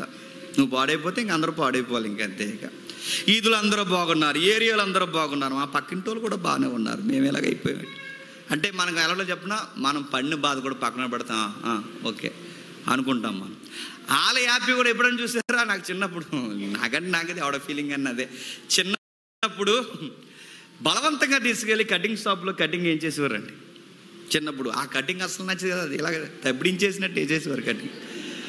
ఆ కటింగ్ వేయించుకుని బయటకు వచ్చిన తర్వాత ఫీలింగ్ ఏంటో తెలుసా? ఎప్పుడు ఆ కటింగ్ వేయించుకున్నప్పుడల్లా అందరి జుట్లు అందంగా కనబడి, నా తల ఇలాగైపోయింది, ఆడి తల బాగుంది. అప్పుడు ఆ టైంలో మనకి ఎలా అనిపిస్తుంది చెప్పినా, మన జుట్టు కన్నా చెప్పండి ఎదుటోడు కటింగ్ బాగుంది, నేను నెక్స్ట్ టైం అలా వేయించుకోవాలనుకున్నా. కానీ మళ్ళీ ఏం చేస్తారు వాళ్ళు? చిన్నప్పుడు అంతా జరిగే స్టోరీ ఇదే. మనకి బాధ వచ్చినప్పుడు ఎదుటోళ్ళు నవ్వుతుంటే అలా నవ్వుకుంటే ఎంత బాగున్నో, అలా చక్కగా బండి మీద వెళ్తే ఎంత బాగున్నో, అలా చక్కగా ఆలకల రెస్టారెంట్కి వెళ్తే ఎంత బాగున్నో, అందరూ హ్యాపీగా ఉన్నారు. ఏటో ఈ దేవుడు ఏ ఆదివారం మానకుండా వెళ్ళాను, దేవుడు ఏటో మరి నన్ను ఇలా చేశాడు. శ్రమలో కంగారు అయిపోతాం మనం. కానీ యిర్మీయా ఏమన్నాడు? కంగారు అవ్వకండి, చెప్పండి, కనిపెట్టండి. ఓపికతో కనిపెట్టండి. ఎంత ఓపికతో కనిపెడితే రిజల్ట్ అంత బాగుంటుంది. మనం ఎలా ఉంటాం చెప్పిన, చిన్నపిల్లల మాదిరి. సండే స్కూల్లో చిన్నపిల్లలు చూసారా? కూర్చోమంటే కూర్చుంటారండి. వాళ్ళని ఇందాక నుంచి హడావుడి కూర్చుంటారు. వాళ్ళు అంటే కూర్చోరు, అలా లెగిస్తారు, అలాగెళ్తారు, ఎలా లెగిస్తాడు ఎలాగెళ్తాడు. సండే స్కూల్ పిల్లలు కూర్చోరండి, అంత కూర్చోమన్నా. టీచర్లకు తెలుసు, కూర్చోరా అన్న కూర్చోడా, లెగిస్తాడు 70 సార్లు లెగిస్తాడు. వాళ్ళు కుదురుగా కూర్చోరు. శ్రమల్లో మనం కూడా ఎలా బిహేవ్ చేస్తాం చెప్పిన, సండే స్కూల్ పిల్లల్లా బిహేవ్ చేస్తాం. అయిపోయి ఏదైపోతుందండి బాబు అని అడిగాడు. ఏమైపోతుంది? నీ తలకు ఆకాశం విరిగిపోయి మీద పడిపోద్దా? ఏమైపోద్ది? కంగారు అయిపోయి అడి తిరిగేసి ఇటు తిరిగేసి ఎవరింటికి వెళ్ళాలా, చుట్టాల ఇంటికి వెళ్ళాలా, బంధువుల ఇంటికి వెళ్ళాలా, ఎవరితో మాట్లాడాలి, ఎవరు రికమెండ్ చేయాలి, ఏం చేయకరా అయ్యా. నువ్వు ఏం చేసినా సండే స్కూల్ పిల్లల్లాగా అటు ఇటు తిరక్కు, ఏం కాదు. అలా ఉండు, కుదురుగా కూర్చో, యెహోవా దయాళుడని నమ్ము, కనిపెట్టు. దేవా, ఏదో జరుగుతుంది నా జీవితంలో, నీ పర్మిషన్ లేకుండా ఏది జరగదు. ఓపికగా కనిపెడతాను. ఇంకేం చేయాలనుకుంటావో అది చేయి ప్రభు. బైబిల్ ఏమైనా స్టేట్మెంట్ ఇచ్చిందో తెలుసా? ఓరకుండి యెహోవా కొరకు కనిపెట్టుడి. మీ శ్రమలలో ఓరకుండి యెహోవా కొరకు కనిపెట్టండి. మీరు ఏం మాట్లాడకండి, ఆయన కొరకు కనిపెట్టండి. ఆయన ఏదో చేయబోతున్నాడు. అది యిర్మీయాకు కూడా తెలియదు, అక్కడున్న ప్రజలకు కూడా తెలియదు. ఏదో చేయబోతున్నాడు. కానీ ఒక ఓపు అయితే ఉంది యిర్మీయాకి, దేవుడు మంచోడు, ఆయన కనిపెట్టాలి. కానీ నెక్స్ట్ ఏం జరగబోతుందో మాకు తెలియదు, కానీ చెప్పండి కనిపెడతామంతే. యిర్మీయా స్టేట్మెంట్లు ఎలా ఉంటాయో తెలుసా? యిర్మీయా స్టేట్మెంట్లు, పిల్లలందరూ రక్తం ఏర్లై పారుతుంటుంది, ప్రియుల రక్తం అంతా ఏర్లై పారుతుంటుంది, దేశం రక్తపు మడుగుతో నిండిపోద్ది, శవాలు గుట్టలుగా పడతాయి. గోడల మీద నుంచి ఇమేజ్ చూపిస్తున్నాడేమో, గోడల మీద నుంచి రక్తం వేర్లై పారుతుంది, బలిపీఠం పడగొట్టబడుతుంది. అలాంటి రక్తపు మడుగులో యిర్మీయా మోకాళ్ళేసి ఏమంటాడు తెలుసా? దేవా, నువ్వు ఎంతైనా నమ్మదగిన వాడివి అంట. దేవా నువ్వు ఎంతైనా దయాళుడివి. ఎలాంటి టైంలో? రక్తంలో మోకాళ్ళేసి, రక్తంలో ప్రార్థన చేస్తూ, రక్తంలో కూర్చొని దేవా ఆకాశం వైపు చేతులెత్తి చెప్తున్నాను ప్రభువా నువ్వు ఎంతైనా నమ్మదగిన వాడు. ఆ టైంలో అనగలవా? దేవుణ్ణి వదిలేసి నాస్తికులం అయిపోతాం మనం. అయితే దేవుణ్ణి వదిలేసి లోకంలో పోతాం. కానీ యెరెమీయా ఎలాంటి టైంలో? దేవా నువ్వు గొప్పోడు ప్రభువా, God is good, God is great. ఏ టైంలో? తన ప్రియుల రక్తము వేర్లై పాడుతున్నప్పుడు ఆ రక్తంలో మోకాళ్ళేసి గాడ్ ఈజ్ గ్రేట్, దేవుడు గొప్పోడు.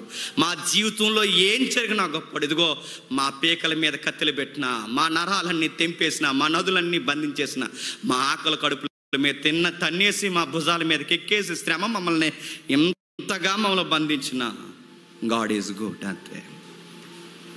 ఆయన ఆయన ఆయన మాటలు చదువుతుంటే విచిత్రంగా ఉంటుందండి. ఎలా వాదారుస్తావు యెరెమీయా మమ్మల్ని అంటే, ఇదిగో ఇలా వాదార్పు పొందాలి మనం. కనిపెట్టండి.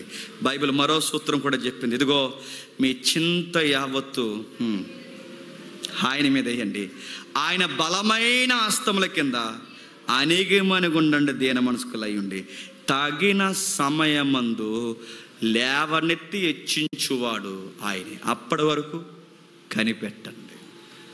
అప్పటి వరకు నీకు ఏం జరుగుతుందో నీకు ఏం అర్థమవుతుంది? అన్నీ మూసుకుపోయినట్టుంటాయి, దారులన్నీ బందీ అయిపోయినట్టుంటాయి.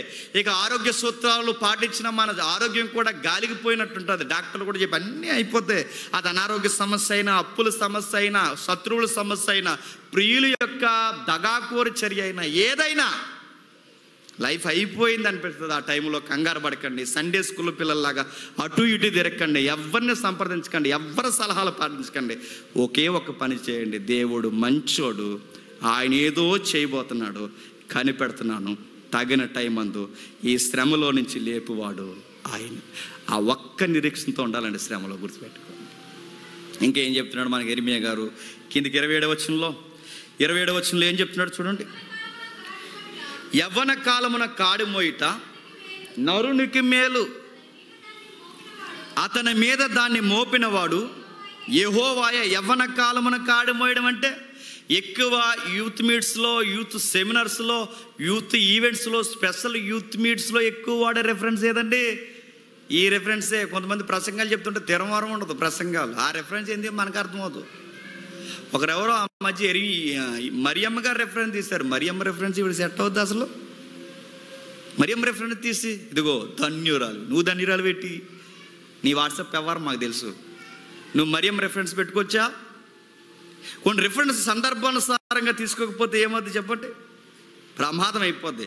వాక్యాన్ని చదవడం ఎంత ప్రాముఖ్యమో, వాక్యాన్ని చెప్పడం ఎంత ప్రాముఖ్యమో, వాక్యాన్ని క్రమానుగతంగా బోధించడం కూడా అంత ప్రాముఖ్యం. సందర్భం గాలికి వదిలేసామో రక్షించే వాక్యమే చెప్పండి శిక్షిస్తుంది, గుర్తుపెట్టుకోండి. అంత ప్రమాదం ఇది సందర్భం.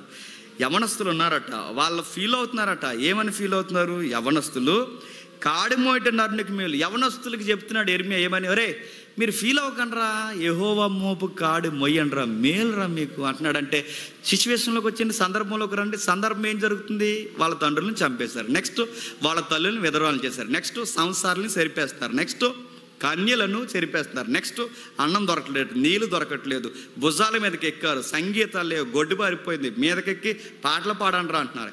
ఈ పరిస్థితుల్లో యువత ఫీల్ అవుతున్నారంట. ఏమని ఫీల్ అవుతున్నారంటే ఏటి మాకు ఈ కర్మ ఏంటి అని ఫీల్ అవుతున్నారు. మాకు ఈ బాధ ఏంటి, ఈ చెర, ఈ కాడి ఏటి, మాకు ఈ పరిస్థితి మోహిలేకపోతున్నాం. మా అయ్యి లేదో చేస్తే మేము అనుభవించడం ఏంటి? మా పితరులకి తిరగం లేకపోతే, వాళ్ళ పరిస్థితులు బాగపోతే వాళ్ళు చేసిన తప్పులకి మేము శ్రమ అనుభవించడం ఏంటి? ఏంటి ప్రభావ మాకేం అర్థం అవట్లేదు. వాళ్ళు చేసిన తప్పులకి మేము బాధలు పడడం ఏంటి? మా తండ్రుల తప్పులు మేము పోయడం ఏంటి ప్రభావ? ఈ లాజిక్ ఫీల్ అవుతున్నారంటే ఎవరు? ఇశ్రాయేలు యువకులు, యోధా యువకులు. మా పితరులు తప్పు చేస్తే మేము బాధపడడం ఏంటి? అప్పుడప్పుడు మనకు అనిపించదా, అనవసరంగా ఇంట్లో పుట్టామంటాం మనం. అప్పుడప్పుడు మనకు అనిపించదు, ఈదులో అనవసరంగా పుట్టాం, టాటాపిల్లకి పుడితే బాగున్నా అనుకుంటాం మనం. అనవసరంగా ఈవిడికి పుట్టాను, అనవసరంగా ఈయనకి పుట్టాను. ఎక్కడ పుట్టానంటే ఎక్కడైనా పుడితే బాగుండు, ఈ ఏరియాలో పుట్టానంటే ఢిల్లీలో పుడితే బాగుంది. గల్లీలో తిరగలేదు కానీ ఎక్కడ పుడతావు? ఢిల్లీలో పుడితే బాగుంది. ఎన్ని చెబుతాము మన ఫీలింగ్స్ ఇవన్నీ. నీకు పుట్టాను కాబట్టి ఇక్కడ ఉండిపోయాను, కానీ లేదంటే నేను ఎక్కడుందో తెలుసా? మోడీ గారు పక్కన ఉంది, ఏమనుకున్నావు అంటాం. ఎన్ని ఫీలింగ్స్లో ఎన్ని ఎక్స్ప్రెషన్స్ ఇస్తాం మనం. వీళ్ళు కూడా అలా ఫీల్ అవుతున్నారు. మాకి బాధ ఏంటి ప్రభా, మా పితరులు చేసిన తప్పులకి మేము మోయడం ఏంటంటే లాజిక్ చెప్తున్నాడు యెర్మీయా. మేము మోయడం ఏంటని ఫీల్ అవ్వకండి, ఇది మేల్రా అని చెప్తున్నాడు. ఎలా అంటే తండ్రి బాగా తాగుతున్నాడు అనుకోండి, తాగి తాకరా అని చెప్తాడు. చెప్పేగోళ్ళు తాగేస్తారండి. ఏంటో మరి కొంతమంది చెప్పేగోళ్ళు తాగేస్తుంటారు. తాగేస్తారు. తాగుతావు రేపు అడుగుతున్నావు. నువ్వు తాగి నీ ఆరోగ్యం పాడైతే, నీ లివర్ డ్యామేజ్ అయితే, నీ కిడ్నీ ఎఫెక్ట్ అయితే, నేను తీసుకెళ్ళి ప్రైవేట్ హాస్పిటల్లో జాయిన్ చేస్తే, నీ వ్యవహారానికి, నీ తాగుబోతే వ్యవహారానికి ప్రైవేట్ హాస్పిటల్ చేతులు ఎత్తేస్తాయి. చూస్తూ చంపలేరు గనక, చంపుకోలేరు గనక తీసుకొచ్చి గవర్నమెంట్ హాస్పిటల్లో పడేస్తారు. గవర్నమెంట్ హాస్పిటల్లో నత్త నడక నడుస్తుంది వైద్యం. అలాగా నీకు బ్యాగ్ వేస్తారు. బ్యాగ్ మరి పని చేయదు కదా, బ్యాగ్ వేస్తారు. ఇలా నడుస్తున్నప్పుడు నత్త నడక నడుస్తుంది వైద్యం. అప్పుడు నీకు అనిపిస్తుంది అనవసరంగా తాగారని. ఆ టైంలో నీ భార్య ఏం చేస్తుంది? వయసులో ఉన్న భార్య అయితే నువ్వు తాగి నువ్వు ఆరోగ్యాన్ని పాడు చేసుకున్నావు కనుక నీ వయసులో ఉన్న భార్య ఇప్పుడు ఏం చేస్తుంది? నువ్వు పోషించలేవు, పిల్లలకి గుప్పడి మెతుకులు తేలేవు కనుక ఈ టైంలో నీ భార్య ఏ ఇంటికో పాచి పని చేసుకోవడానికి వెళ్ళిపోతుంది. ఎక్కడో దిక్కిన పాచి పని చేస్తుంది. బుద్ధి మంచిది కానిదైతే ఎవరో ఒకరితో తప్పుడు పని చేస్తారు. ఏదో ఒక లేదా బతికించుకోవడానికి ఏదో ఒక తప్పుడు నడకలో పాచి పనులు ఏదో చేస్తుంది. పిల్లలు ఏం చేస్తారు? అమ్మ సరిగ్గా తేకపోతే, అమ్మ సరిగ్గా పెట్టకపోతే చివరికి పిల్లలు ఏం చేస్తారు? ఏ సిగ్నల్ దగ్గర నిలబడి అడుక్కుంటారు. లేకపోతే తినే దగ్గర పోయి అలా నిలబడి చూస్తారు, మాకు కొంచెం పెట్టవా అని. నీ వల్ల భార్య రోడ్డు మీద పడిపోతుంది, నీ వల్ల పిల్లలు రోడ్డు మీద పడిపోతారు. ఇప్పుడు చెప్పండి, తండ్రికి కుదురు లేకపోతే, తండ్రికి బాధ్యత లేకపోతే, తల్లిదండ్రులకి బాధ్యత లేకపోతే ఆ ఎఫెక్ట్ ఎవరి మీద పడుతుంది చెప్పండి? పిల్లల మీద పడతా? ఖచ్చితంగా పడుతుంది. Next reverse. అదే తల్లిదండ్రులు మంచోళ్ళ ఉండి బాగా సంపాదించి, ఉద్యోగాలు సంపాదించి, అకౌంట్స్ బాగా మెయింటైన్ చేస్తే ఇప్పుడు ఈ పెద్దోళ్ళు సంపాదించిన ఈ లెవెల్స్, పెద్దోళ్ళు సంపాదించిన ఈ ప్రాస్పరిటీ, ఈ సమృద్ధిని ఎవరు అనుభవిస్తారు చెప్పండి? పిల్లలు. అంటే తల్లిదండ్రులు బాగుంటే చెప్పండి పిల్లలు బాగుంటున్నారు, తల్లిదండ్రులు బాగోకపోతే పిల్లల భారాన్ని మోస్తారు. యెర్మీయా అదే చెబుతున్నాడు. మా అయ్యలు చేసిన తప్పుకు మేమెందుకు మొయ్యాలంటే మీరు వాళ్ళ గర్భాన పుట్టారు కనుక. ఒకటి గుర్తుపెట్టుకోండి, తల్లిదండ్రుల గర్భాన మనం పుట్టినప్పుడు వాళ్ళు చేసిన మంచైనా మనకు వర్తిస్తుంది. నెక్స్ట్ చెప్పండి, వాళ్ళు చేసిన చెడైనా ఆ భారాన్ని మనం మోయాల్సి వస్తుంది. ఎందుకంటే వాళ్ళతో మనకేమని చెప్పండి, బంధం ఉంది. అది వాళ్ళు చేసింది నేనెందుకు మొయ్యాలంటే మోస్తా, మరి పుట్టావుగా మొయ్యాలి. అదే అర్థమవుతుంది. యెర్మీయా చెప్తున్నాడు, మీకు అనవసరంగా కాడి మీ మీద వచ్చిందని పడిపోకండి. మీకు సంబంధం లేదైనా మీరు మోస్తున్నాను, నీ పితరుల వల్ల ఈ బాధను మీరు అనుభవిస్తున్నాను. మీకు మాట చెప్తున్నాను, ఇది మీకు మేలే. ఎందుకంటే మీరు ఈ శ్రమలో, ఈ బాధల్లో సువర్ణాల్లా తయారవుతారు. ఇది మీకు మేలే అన్నాడు. ఈ శ్రమలో సువర్ణాల్లాగా, ఈ శ్రమలో వజ్రాల్లాగా, ఈ శ్రమలో బంగారు బొమ్మల్లాగా తీర్చిదిద్దబడింది. ఎవరు చెప్పండి? హిస్టరీ మీకు ఐడియా ఉంటుంది చెప్పండి. బబులోను చెరలో సువర్ణంలా కనబడిన యవనస్తులు ఎవరు చెప్పండి? దానియేలు స్నేహితులు షడ్రక్, మెషక్, అబేద్నెగో. ఇదిగో వాళ్ళ పితరులు చేసిన తప్పులకి దానియేలు మూలగలేదు. వాళ్ళ పితరులు చేసిన తప్పుకి దానియేలు స్నేహితులు మూలగలేదు. మాకీ కర్మ ఏంటి? ఈ కాడి మేం పోయడం ఏంటి? ఈ బానిసలకి మేం బానిసలు ఏంటి మా పరిస్థితి ప్రభువాని ఏడలేదు. ఓర్పుగా ఉన్నారు, కాడి మోసారు. ఆ శరనే కాడి మోస్తే ఆ కాడి వాళ్ళకి ఏమైపోయింది చెప్పండి? మేలైపోయింది. ఎంత మేలైంది? అన్యుల చెరలో అధిపతులు అయ్యారు, అన్యుల సంఖ్యలలో వీళ్ళ అధికారులు అయ్యారు, అన్యుల ఎదుట ఆఫీసర్లుగా కూర్చున్నారు. అంత మేలైంది. ఇది దేవుడిని ఎరిగిన వారికి శ్రమ కూడా ఎలా ఉంటుంది చెప్పండి? మేలే జరుగుద్ది. ఫీల్ అవ్వకండి యవనస్తులారా, మీరు ఫీల్ అవ్వకండి. మా తండ్రుల తప్పులకి మా జీవితాలు ఎందుకు ఇలా అయిపోయినాయని బాధపడకండి. ఇది మేలే. మీ తండ్రులు తెలిసి చేసినా మీరేం ఫీల్ అవ్వకండి. దేవుడు మిమ్మల్ని చూస్తున్నాడు. ముగించేస్తాను 31వ వచనంలో ఏం చెప్తున్నాడు చూడండి. ప్రభు సర్వకాలము విడనాడడు, ఆయన బాధపడినను తన కృపా సమృద్ధిని బట్టి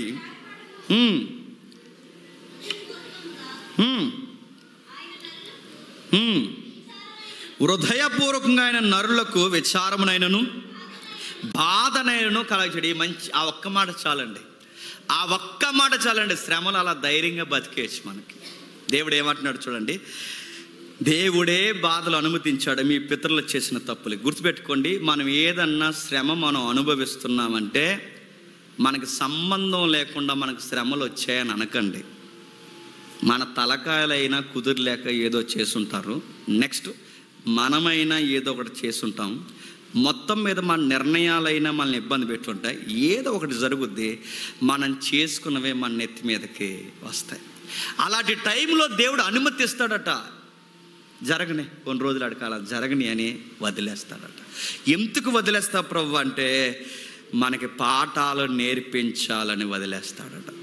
అలా వదిలేసినాడు ఎక్కువ రోజులు ఏం వదిలేడట. అక్కడ ఉంది చూడండి పదం, సర్వకాలము విన్నాడు. ఎక్కువ రోజు వదిలేడు ఆయన, వదిలేడు కానీ ఆ బాధ పెడతాడు. మొట్టికాయలు ఎన్నేళ్ళు అన్నేస్తాడు, ఎన్ని గుద్దాలు అని గుద్దుతాడు, ఎంత నారదీయాలో అంత నారదీస్తాడు, ఎంత ఏడిపించాలో అంత ఏడిపిస్తాడు.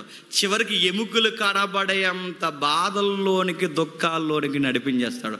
అంత బాధల్లోకి దుఃఖాల్లోకి మమ్మల్ని ఎందుకు నడిపించా ప్రభు అంటే నీకు మంచిదే అని నడిపిస్తున్నాను అంటాడు. అదర్ సైడ్ మనం చూడాల్సిన వచనం ఏంటో తెలుసా, మనం బాధపడుతున్నప్పుడు ఆయన కూడా చెప్పండి బాధపడతాడు. అది ఆ ఒక్క మాట చాలండి. అంటే ఆయనకు తెలిసే బాధపడతామని తెలిసే బాధపడతాడు. బాధపడి ఆయన ఏం చేస్తాడు, బాధ జరుగుతుంది యాదవకి నవ్వుకుంటాడా, ఆయన బాధపడతాడు. కొంతమంది సైకోలు ఉంటారు. సైకోలు పిల్లల దగ్గర కనబడతారండి. ఈ సైకోలు పిల్లల్ని వాళ్ళకి ఇచ్చామనుకోండి, వాళ్ళ పిరుదులు గిల్లేడు, వాళ్ళ బొగ్గలు గిల్లేడు, వాళ్ళ తొడలు గిల్లేసి ఏడరా అంటారు. ఆడ బొగ్గలు గిల్లేస్తుంటారు, ఆడ తొళ్ళ గిల్లేస్తుంటారు, ఆడ ఈపు గిల్లేస్తారు, ఆడ మెడ గిల్లేస్తారు, ఆడ ఏడుతుంటే అది అంత ముద్దెత్తున్నాడు అంటారు. ఆడికి ఇదేం సైకో ముద్దండి. పిల్లల్ని ఏడిపించి టపాలమని కొట్టి చెవులు గిల్లేసి అలా గిల్లేసి సంతోషపడతారు చూసారు కొంతమంది. పిల్లల్ని ఏడిపించి మనుషుల్లో లక్షణాలు ఏడు చెప్పినా కొంతమంది ఏడుస్తుంటే ఆనందపడతారు. ఈ సైకో లక్షణాలు అంటారు వీటిని. దేవుడు మనం ఏడిస్తే ఆనందపడ్డాం, మనం ఏడిస్తే ఆయన ఏడుస్తాడు, మనం నవ్వుతే ఆయన నవ్వుతాడు. ఇక్కడ అంటున్నాడు, మిమ్మల్ని ఉద్దేశపూర్వకంగా నేను బాధ పెట్టలేదు, కానీ మిమ్మల్ని బాధ పెట్టకుండా నేను ఉండలేను, మిమ్మల్ని బాధ పెడతాను, బాధ పెట్టి నేను బాధపడతాను. అదే ఎలాగంటే చిన్నపిల్లలు చూసారా, కుదురుండ్రండి అసలు, అందులో ఏలాడతాడు, ఇందులో ఏలాడు. శ్రీకాంత్ గారు అబ్బాయి మరీనండి, అందులో ఏలాడతాడు, ఇందులో ఏలాడతాడు, అన్నింటిలో ఏలాడతాడు వాడు. ప్రత్యేకించి పెక్కలో ఎడతాడు, ఏలాడు పట్టుకెళ్ళి, అందులో ఏలెట్టి ఇందులో ఏలెట్టి ప్రతి దాంట్లో ఏలెట్టి. ఇంకా మా పాప ఏలు కొరికేయాడు మొన్న మధ్య, అన్ని తొండర పనులు అడిగి అన్ని కొరికే రచ్చ చేస్తాడండి. ఆడు ఉన్నాడంటే అండి. కొంతమంది పిల్లలు అలా కొడుతున్నప్పుడు వాళ్ళ తల్లుల బిహేవియర్ మీరు గమనించారా? కుదురులేని పిల్లల్ని కుదురుండకపోతే చెప్తారు వినరు, లాగొకటి కొడితే పాటమని కొడేసరికి ఆడు ఏడిస్తే మళ్ళీ అలా అమ్మ ఏడుస్తుంది. కొట్టేసి కొంతమంది తల్లులు మళ్ళీ ఇలా లగ్గర లాక్కుని మళ్ళీ ఏడుతారు. కొట్టడం ఎందుకు, ఏడడం ఎందుకు? కొట్టెందుకు ఏడుస్తుంది? కొట్టకపోతే ఈడు అందులో ఏలాడితే చస్తాడు, ఇప్పుడు కొట్టకపోతే చస్తాడు. కొట్టింది ఎందుకు కొడితే ఆడు మంచికే కొట్టెందుకు ఏడుస్తుందంటే చెప్పండి, ఆడు ఏడుస్తున్నాడని ఏడుస్తుంది. సేమ్ దేవుడు కూడా అండి.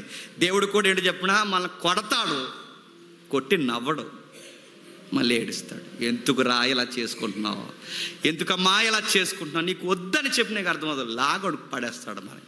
ఏదో శ్రమో వ్యాధో ఏదో పడేస్తాడు, ఆ పడి మనం మూలుగుతాం. దేవా ఏంటి ప్రభా అని మళ్ళీ ఆయన వైపు చూస్తాం, ఏడుస్తాడు. ఉండు కొన్ని రోజులు అలా ఉండు అని ఇలా తుడుచుకుని అలా ఉండు అంటాడు. ఆయన బాధపడతాడు. ఆయన ఉద్దేశపూర్వకంగా చెడు ఎందుకు చేస్తున్నా ప్రభు అంటే మన మంచి కొరకే కొన్ని బాధలు అలా అనుమతిస్తాడు ఆయన. ఇప్పుడు చెప్పండి, దయాళుడు అని నేర్చుకోవాలి, నెక్స్ట్ కనిపెట్టడం నేర్చుకోవాలి, నెక్స్ట్ విడిపిస్తాడని నేర్చుకోవాలి, నెక్స్ట్ మనం బాధపడినప్పుడు చెప్పండి ఆయన మరి బాధపడినప్పుడు మనం వదిలేచ్చు కదా ప్రభు అంటే, అమ్మమ్మ నేను వదిలేస్తాను, మారవగా నేను అలా వండేస్తాడు. నెక్స్ట్ ఇంకో ఎగ్జాంపుల్ చెప్తాను వినండి. పిల్లలు ఇంజక్షన్ వేస్తారు, పిల్లలకి ఇంజక్షన్. మా పిల్లకి ఇంజక్షన్ వేసారండి మొన్న మధ్య. తొడ ఎంత వాసిపోయింది, ఇలా వాసిపోయింది. చిన్నపిల్లలకి టీకా ఇంజక్షన్ వేసినప్పుడు తొడలు వాసిపోతాయి. అలా వాసిపోయినప్పుడు మనకి ఎంత బాధ వస్తుందండి. నాకైతే నర్సమ్మే పలా చూస్తాను, ఇంకేం అనలేక ఇంకా ఏమంటాం, ఇంకా ఏం అనలేము. ఆవిడ నా ఎంక చూసి నవ్వేసి మళ్ళీ పొడిచేద్దాం, ఇంకేం చేద్దాం. దగ్గరుండి పొడిపించేది నేను, దుర్గా సిస్టర్ ఉంది. సిస్టరు, నేను, మా వైఫ్ దగ్గరుండి వెళ్ళి పొడిపిస్తాం. ఎవరికి? మా పాపకి. ఆ ఇంజక్షన్ ఎఫెక్ట్ ఎలా ఉంటుందో మాకు తెలుసు. 2 రోజులు జ్వరం వస్తుంది, గడ్డ అయిపోతుంది, ఐస్ గడ్డలు పెట్టాలి. పాపకు జ్వరం వస్తుంది, చలి జ్వరం 2 రోజులు డే అండ్ నైట్ కంటిన్యూ ఉంటుంది. ఇదంతా ఉంటుంది. ఇదంతా ఉంటుందని తెలిసినా దగ్గరుండి ఇంజక్షన్ వేయించేది ఎవరు చెప్పండి? పేరెంట్స్గా మనం వేయిస్తాం. పిల్ల ఇంత విలవిల్ల ఆడిపోతుందని తెలుసు కూడా ఎందుకు ఇంజక్షన్ వేయడం? ఫ్యూచర్లో తనకి పోలియో రాకూడదంటే చెప్పండి, ఇంజక్షన్ పడాల్సినదే. జ్వరం తగ్గాలి అంటే ఇంజక్షన్ పడాల్సినది. అంటే నా పిల్ల ఏడుస్తుందని తెలుసు, దగ్గరుండి నేను ఇంజక్షన్ చేయిస్తాను. ఎందుకో తెలుసా? నా బిడ్డకి ఆ బాధ మంచిది. ఈ ఉదాహరణలు మీకు గుర్తుంటే దేవుడు ఇదే పదం వాడాడు చూడండి బైబిల్ ఒకసారి. కీర్తన గ్రంథం 103వ కీర్తన ముగించేసుకుందాం. 103వ కీర్తన 13, 14 వచనాలు చూడండి.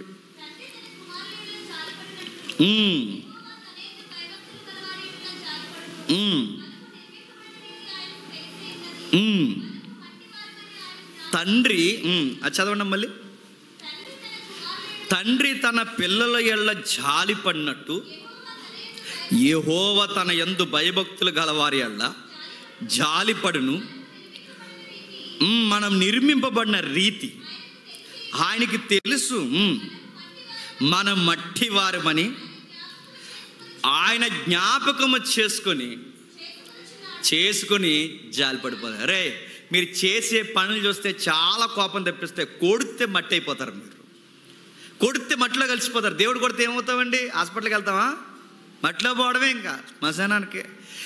ఆయన కనుక్కుంటాడు, ఈయన కొడితే మట్టిలోకి పోతాడు, మళ్ళీ జాలి పడతాడు. అందుకే చిన్న దెబ్బలు వేస్తాడు అనమాట.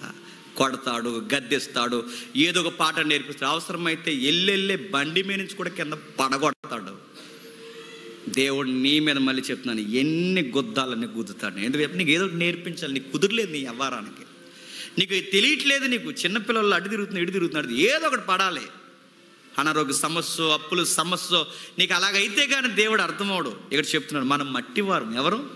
మనం మట్టివారం. నిజంగా ఒక మాట, నాకు సందర్భం, మంచి మాట రాశాడు ఒక కవి. ఏమన్నాడు తెలుసా? క్రైస్తవ కవి. అగ్ని దగ్గరికి మట్టిని తీసుకుని వెళితే, అగ్నికి దగ్గరగా మట్టిని తీసుకుని వెళ్తే మట్టి ఏమవుద్దండి? గట్టిగా అయిపోద్ది. అదే అగ్ని దగ్గరికి మైనాన్ని తీసుకుని వెళితే కరిగిపోతుంది. గమనించండి, అగ్ని దగ్గరికి మట్టి వెళితే మట్టి గట్టిగా రాలిపోద్ది, మైన వెళితే మైనం కరిగిపోద్ది. అగ్ని లాంటి శ్రమల్లోనికి నువ్వు మనసెరిగిన మనిషివి, దేవుని మనసెరిగిన మనిషివైతే శ్రమల్లో ఇంకా దేవునికి దగ్గరైపోతావు. నువ్వు మట్లాటాడు అనుకో, రాలిపోతావు. నువ్వు మైను లాంటి వాడు అనుకో, శ్రమలో కరిగిపోయి మాయమైపోతావు. నువ్వు మట్టివైనా రాలిపోతావు, మైనమైనా కరిగిపోతావు. అదే శ్రమలో దేవుని మనసెరిగిన మనిషివైతే దేవునికి ఇంకా శ్రమలో దగ్గర అయిపోతాం. ఎలాగో చెప్పినా, అమ్మ ఒక్కోసారి కొడుతుంది పిల్లల్ని, పటాలను కొడితే కుదురులేని పిల్లలైతే బస్సు ఆటో ఎక్కి వెళ్ళిపోతారు. అటు నుంచి అటే కొట్టింది అవకాశం కాదు, ఆగరని ఆగి వెళ్ళిపోతాడు. ఇంకా మనసు ఎరిగిన పిల్లలైతే ఏ అమ్మ కొడతాదో చెప్పండి, ఏ అమ్మ కొట్టిందో మళ్ళీ అదే అమ్మను పట్టుకుని కొట్టకమ్మా అంటాడు. అంటే కొట్టిన అమ్మ దగ్గరికి వెళ్ళే మళ్ళీ అమ్మను పట్టుకుని అదే బిడ్డ ఏడుస్తుందంటే మీకు ఏమర్థమవుతుంది చెప్పండి? శ్రమ కలిగినప్పుడు, దెబ్బలు తగిలినప్పుడు ప్రేమరిగిన కుమారుడు అయితే మళ్ళీ మనం ఎవరిని పట్టుకోవాలి చెప్పండి? మనల్ని కొట్టిన దేవుడిని పట్టుకుని, దేవా ఆయన కొట్టక ప్రభా నేను చచ్చిపోయేలా ఉన్నానని ఆయన పట్టుకుని ఆడవాలి. మనం అలాంటి కాదు, ఆటో ఎక్కేద్దామని చూస్తాం, మనం బస్సు ఎక్కేద్దామని చూస్తాం. ఎక్కడికి వెళ్ళకు, కొట్టుతున్న ఆయన్నే పట్టుకో, ఆయన దగ్గరికి ఎప్పో. యెరెమయా నీకు నాకు ఏం నేర్పిస్తున్నాడు? ముగించేస్తున్నాను. ఏం నేర్పిస్తున్నాడు ఆయన? శ్రమలలో మంచోడని కనిపెట్టు, ఏదో ఒక టైం వస్తుంది విడిపిస్తాడు. దయాళుడని నమ్ము, కనిపెట్టు, ఓర్పుగా ఉండు, ఆయన కొరకు ఎదురు చూడు, ఆయన కొరకు మాత్రమే నువ్వు ఆలోచించు. ఎంతగా ఆలోచిస్తావు అంటే ఎటూ కదలకుండా అలా నిలబడు. మనకి శ్రమలు వచ్చినప్పుడు ఈ ఫీలింగ్స్ రావు, కానీ మన శ్రమ వచ్చినప్పుడు మన ఫీలింగ్ అని చెప్పిన శ్రమల చరిత్రలో యోబుకు వచ్చాయి, తర్వాత చెప్పండి నాకే వచ్చాయి. ఇది యోబు ఫీలింగ్. మన యోబులు కాదని గుర్తెట్టుకోండి. మన యోబులం కాదు. యోబుకి సంబంధం లేకుండా వచ్చే శ్రమలు మనకి మనం చేసుకుంటే వచ్చాయి. మనకి శ్రమలు గుర్తుపెట్టి, యోబుకి సంబంధం లేదు శ్రమలు. మన నెత్తి మీద మనం తెచ్చుకుని మన నిర్ణయాలు, మనం చేసిన విరుద్ధమైన చర్యలే మన నెత్తి మీదకి వచ్చాయి అంతే తప్ప యోబులా ఫీల్ అవ్వకండి. యోబుకి మనకే చెప్పండి చాలా దూరం ఉంది. అందుకే ప్రజల ఫీలింగ్ చెప్తున్నారు. ముగించేస్తాను. మీటింగులు ఫోన్ చేస్తున్నారు. వాళ్ళు ఏమని చెప్తున్నారు చూడండి. 5వ అధ్యాయం 39వ వచనం, 3వ అధ్యాయం 39వ వచనం. సజీవులు ఎలా మూలుగుదురు, నరులు తమ పాప శిక్షణ బట్టి ఎలాగో మూలుగుదురు. సజీవులు ఎలా మూలుగుదురంటే ఈ బతికున్న వాళ్ళందరూ అనుకుంటున్నారట. ఏమని అనుకుంటున్నారు? మాట్లాడుతున్నారట. ఏమని మాట్లాడుతున్నారు? వాళ్ళకి మాకేంటి పాపాలేంటి, ఈ కాడిని మోయడం ఏంటి, మాకు ఈ శ్రమలేంటి, ఊర్లో అందరూ బాగున్నారు, మేము ఈ మొయ్యలేకపోతున్నామేంటి అని ఫీల్ అవుతున్నారట. అందరూ బాధపడినప్పుడు ఏమంటారండి, మాకే ఇన్ని శ్రమలు ఎందుకని అడిగినప్పుడు యెరెమీయా ఆన్సర్ చెప్తున్నాడు.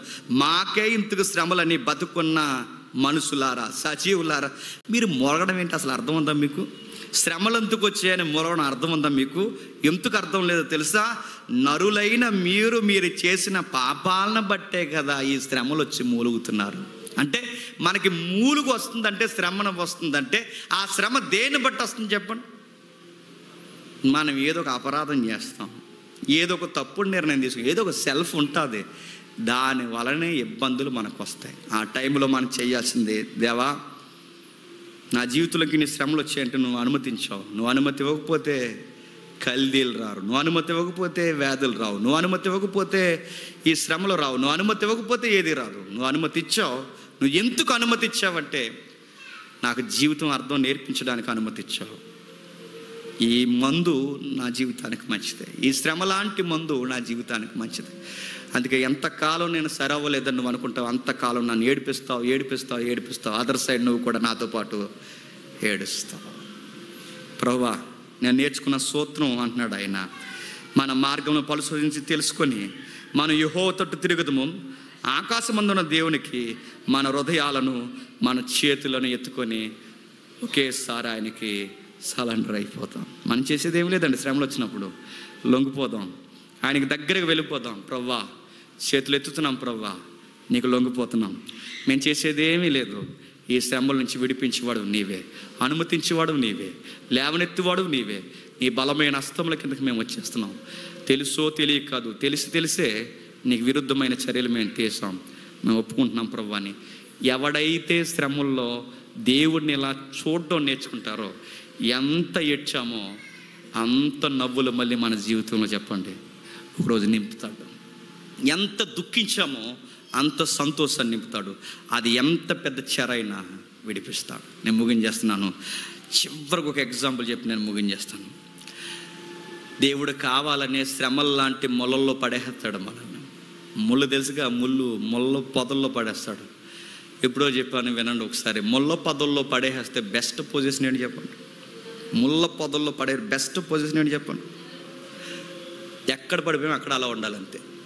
కదిలితే ఎలా కదిలామనుకోండి ఇటువైపు కూర్చిపోతాయి, ఎలా కదిలామనుకోండి ఇటువైపు కూర్చిపోతాయి, వెనక్కి కదిలామనుకోండి వెనక్కి కూర్చిపోతాయి, ఎక్కడ కదిలితే అక్కడ కూర్చిపోతాయి. పడిపోయినప్పుడు బెస్ట్ పొజిషన్ ఏంటి చెప్పండి? కదలకు.